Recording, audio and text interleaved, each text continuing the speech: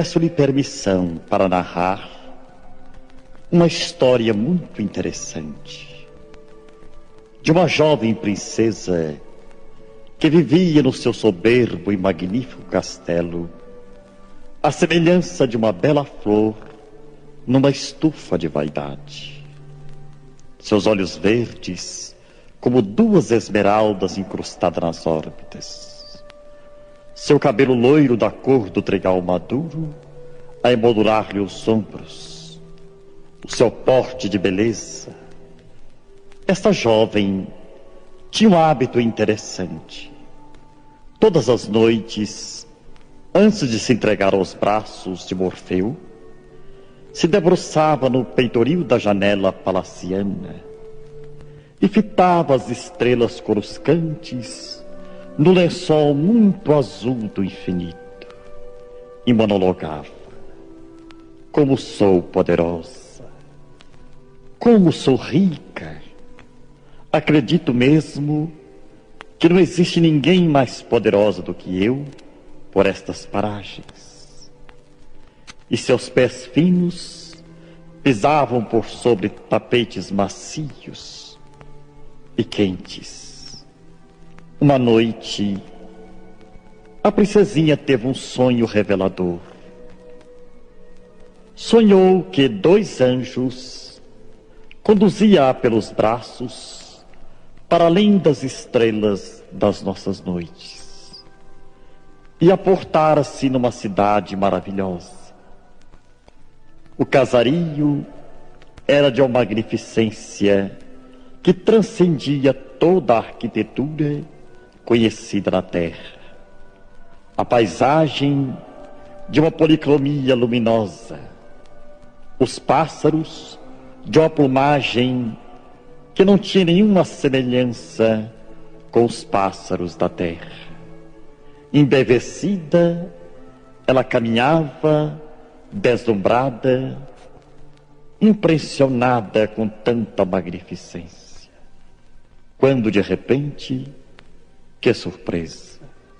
Seus olhos verdes contemplam um majestoso castelo de torres azuis, fulgurando de estrelas. E ela pergunta a um dos cicerones: amigo, devotado amigo, concede-me uma informação. Quem é o senhor de tão notável propriedade, perto da qual o meu palácio no mundo mais parece uma casa de despejo? O mentor espiritual, com um sorriso de primavera nos lábios, fitou paciente e carinhosamente a nossa jovem donzela e redarguiu-lhe com bom humor: ah, princesa, esse castelo pertence ao seu jardineiro. Como? Retrucou espantada. Como pode isto? O meu jardineiro não passa de um pobretão, um trabalhador de salário irrisório, um analfabeto, um homem sem estrutura social. Como pode ele possuir na casa celeste uma morada celeste? Tenha calma, princesa, retrucou amigavelmente o benfeitor espiritual. Vou lhe explicar.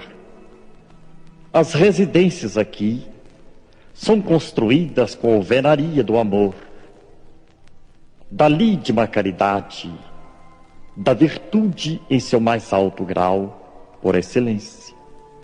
Esse jardineiro, humilde, pobre, quase analfabeto, é senhor de grandes obras. Suas palavras de luz, seus gestos de bondade, o amor com que ele se dedica ao trabalho das flores, a paciência que ele tem para com a mãe paralítica no leito há mais de 30 anos, e do pouco que recebe, o nosso personagem ainda tem a valentia moral de descer à favela para levar um doce, um pão, um litro de leite aos órfãos, às viúvas. E todos os seus pensamentos, iluminados de bondade, materializou de cá esse castelo soberbo, imperecível, majestosamente arquitetado, com suas lágrimas de renúncia e com as suas mãos feridas pelo trabalho honesto do dia a dia. A princesinha estava atônita, pálida, mal acreditando em tudo que ouvia e via, e pôs-se a caminhar. De repente, houve uma transformação abrupta de paisagem. O céu tornou-se opaco, a brisa perfumada cedeu lugar ao vento lulante, a paisagem ressequida, anêmica, um lugar irrespirável. E para surpresa sua, ela estava diante de um miserável casebre que os próprios cães rejeitavam. Tal era seu aspecto de desprezo e humilhação. Com duas pérolas em forma de lágrimas a se deslizarem pelos seus olhos verdes de esmeralda, ela perguntou, tomada de profunda conturbação psicológica: Amigo, amigo, de quem é essa choupana pobre, desprezível? Socorra-me. E agora, sem aquele brilho, sem aquela característica de felicidade a bailar nos lábios, no desenho de um sorriso, o benfeitor espiritual explicou à jovem princesa, com a voz embargada pela emoção: Olha, jovem, essa casa humilde e desprezível é obra sua. Você a construiu vivendo o dia a dia na terra, mas não pode. Há um equívoco. Eu sou uma princesa, tenho credenciais, a minha estrutura é dos nobres. Pobre filha, aqui não chega às convenções do mundo. Os títulos, quando não representam trabalho, valores morais, são destituídos de significados na alfândega deste mundo. Você, princesa, necessita de saber que todos os patrimônios da vida pertencem a Deus, que não-los emprestam no mundo para determinada tarefa, para determinado objetivo. E você não tem sabido agradecer as dádivas incontáveis que se sucedem ininterruptas no seu caminho. Você assemelha-se àquela flor de estufa, muito bela, porém morta em si mesma, sem seiva, sem perfume.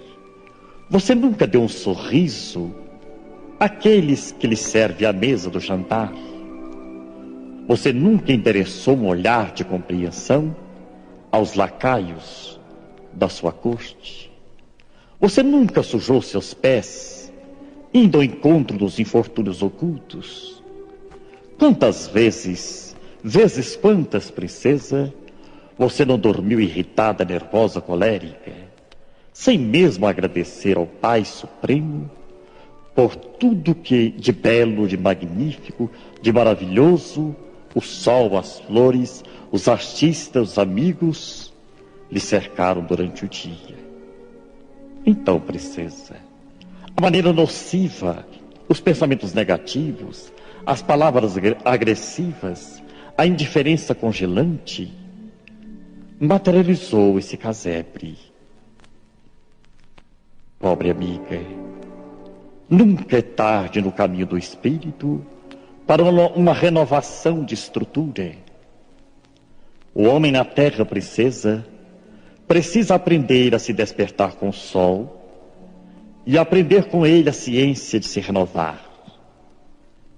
Você ainda tem chances pela frente. Ao se despertar hoje no corpo físico, coloque-se na posição de quem serve. Agradeça a Deus este acontecimento inusitado, esta revelação misericordiosa, e passe a amar os seus semelhantes. E a nossa princesa despertou-se no corpo físico, abriu os olhos verdes de esmeralda, olhou o mundo lá fora pela janela palaciana e endereçou a Deus uma prece de gratidão pelo astro-rei, que mandava sua luz gratuitamente, pelas flores missionárias do perfume, pelo vento, esse andarilho maravilhoso que tudo refrigera e fecunda. E conversou sorrindo com fâmulos lacaios, e o castelo transformou-se numa festa. Foi até o jardim pela primeira vez, fitou face a face o rosto sereno do jardineiro, o homem que era rico no outro mundo e tão pobre neste, e perguntou-lhe com voz humilde, na posição daquele que agradece: jardineiro amigo, o que devo fazer para mandar tijolos de luz para o mundo espiritual? E o jardineiro, sorrindo numa gargalhada feliz, explicou a nossa princesa: é tão fácil, minha jovem. Quantos pés o Senhor da vida lhe outorgou? Ah, mas é claro, a sua pergunta é incoerente. Tenho 2 pés. Não é assim tão simples. E quantos sapatos você retém no interior do palácio? Há mais de 150 pares de calçados? Pois é, princesa. Eu conheço uma favela onde moças da sua idade, do seu porte, têm os pés feridos pelos seixos das estradas ermas, pontilhada de espinhos, por não ter um simples tamanco para calçar. Quantos vestidos você retém nos guarda-roupas da fortuna? Sim, em verdade, eu devo possuir mais de 200. Do cor do céu, das estrelas, do mar, das flores. Sim, sei disto. Mas na favela a que aludi, tem tantas jovens da sua idade que esperam ansiosas que o manto da noite venha em seu socorro para cobrir-lhes a nudez. Venha comigo, princesa, e eu vou lhe mostrar face a face esta outra face da vida. E a princesa logo arrumou cesto de víveres, roupa, agasalho, remédio, e acompanhou aquele samaritano da caridade. Ambos chegaram à favela. Coisa extraordinária. As crianças subnutridas, órfãos, velhinhos, mesmo aqueles que não podiam andar, clamavam em alta voz, de alegria por chegarem ali o apóstolo da caridade. Abraçavam-no, crianças e velhos. Mas a nossa princesa era uma ilustre desconhecida. Então ela pôde notar que ela não era quase nada ante aquele homem simples, sem talão de cheque, sem castelo, sem tradição e cultura, mas que tinha tanta bondade, tanto amor, irradiava tanta paz e tanta alegria. E tomando de a tesoura, ela parava as unhas de um paralítico aqui, lia as páginas do Evangelho para alguém mais alhures, deixava em cada cama vazia um cobertor quente, e falava, e pregava, e dava banho nos doentes, escovava os dentes das crianças, penteava o cabelo daqueles impossibilitados de manejo das mãos, acompanhando passo a passo os exemplos do jardineiro. E assim, a fadazinha do castelo passou a ser conhecida nas redondezas como a dama da caridade. E tão grande, tão alta, ela levou a sua missão por décadas e décadas, que quando a morte lhe sobreveio ao veículo físico, ela já havia construído uma mansão de luz ao lado do jardineiro. Você também pode fazer como a princesa. Abandona o luxo a caminho do lixo e serve alguém ainda hoje. O nosso muito obrigado por sua paciência e um abraço carinhoso deste aprendiz do jardineiro.